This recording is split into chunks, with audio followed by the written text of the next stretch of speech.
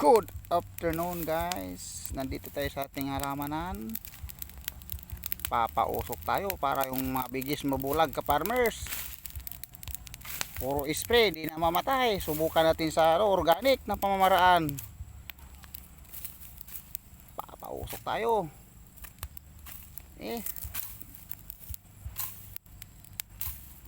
Para makabili tayo ng bagoong. Sayang may bunga, kakainin lang ng ano.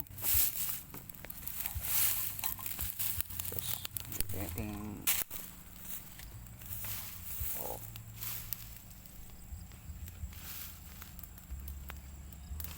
Ito naman yung kalabasa natin malapit na. Ang kalabasa natin malapit na siyang magbunga. Next month sigurado bunga na ito. Nagro-rosas na to ka-farmers guys. Ayun yung rosas niya ibig sabihin niyan malapit na siya magbunga. Sunod niyan kung gusto niyo maggulay pwede yan. Rosas na guys, rosas ng kalabasa. Kasunod yan maglalabas na ng bunga to. So walang ulan, kailangan ng tubig.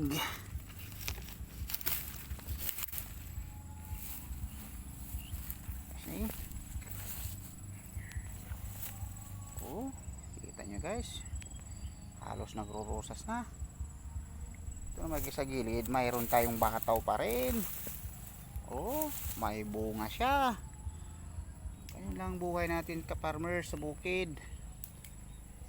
Kailangan lang ng sipag at tiyaga para makabili ng pagkain.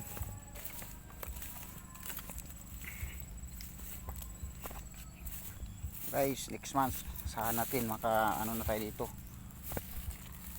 Magbukol-bukol na. Kung gusto niyo ng ampalaya guys, mayroon din. Gumapang na siya.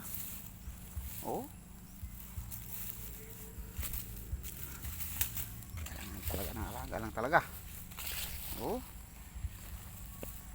Nasa taas na.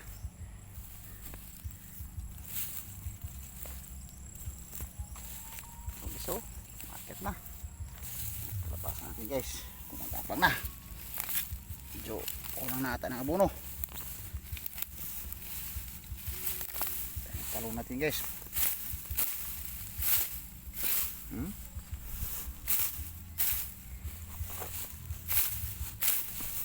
Hindi tayo kapagdamo ihahanda natin sa ating alagang baka. Malapit na siyang mga anak kasi guys, sayang may damo.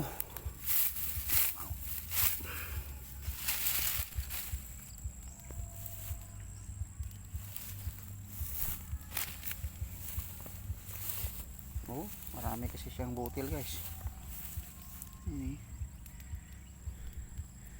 Kaya bukas kailangan na ng tubig to para postpone schedule ngayon.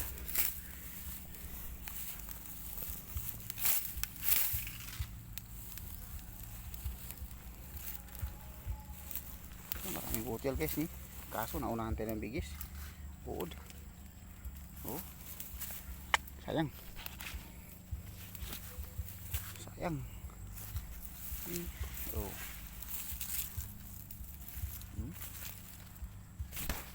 so may mga butterfly nagdadala ng uod. Yan, tanan muna naman yung halaman ko para makabawi naman ako. Malis naman kayo mga uod.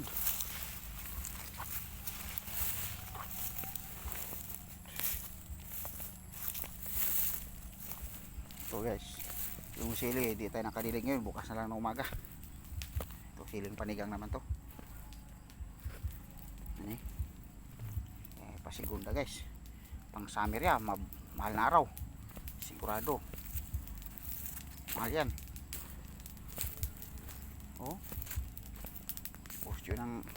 Kung gusto naman ng saging, meron din tayo nyan. Malapit na. Dito naman sa gilid, mayroon tayong kamuting kahoy. Kakatusok lang. Oh, kamuting kahoy ito ha. Ang problema nito, iba yung nakinabang. Pag nagbunga na, iba yung mag-harvest.